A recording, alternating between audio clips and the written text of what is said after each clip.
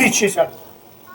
ఒంటెల మీద కట్టుకొచ్చిన సంపద మొత్తం ఇష్మాయేలుకి ఇచ్చి వెళ్ళాడు. ఇక్కడ మనం ఆలోచించాల్సిన విషయం ఉంటుంది. మొదట వచ్చినప్పుడు కూడా ఈ సంపద తీసుకొని వచ్చాడు, కానీ ఇవ్వకుండా వెళ్ళిపోయాడు. రెండోసారి వచ్చినప్పుడు ఆ సంపద తీసుకొని వచ్చాడు, ఇచ్చి వెళ్ళిపోయాడు. అప్పుడు ఎందుకు ఇవ్వరా, ఇప్పుడు ఎందుకు ఇచ్చాడు అంటే పెద్దవాళ్ళు ఒక సామెత చేస్తూ ఉంటారు. ఇల్లును చూస్తే చాలా ఇల్లాలు తెలిసిపోతా అంటారు అంటారనరా.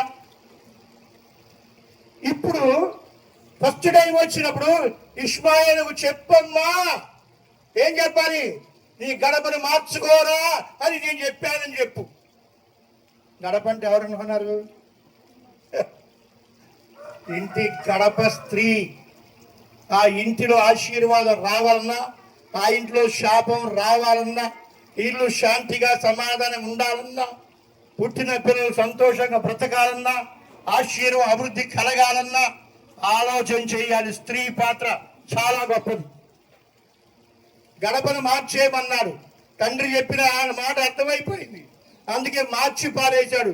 ఎప్పుడైతే గడపను మార్చాడో, ఫాతిమా వచ్చిందో, ఆశీర్వాదం వచ్చేసింది. అర్థమైపోయింది.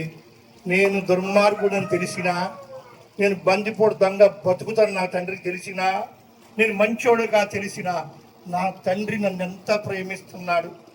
సంపద ఇచ్చేయాడు, సమృద్ధి ఇచ్చేయాడు నా తండ్రి.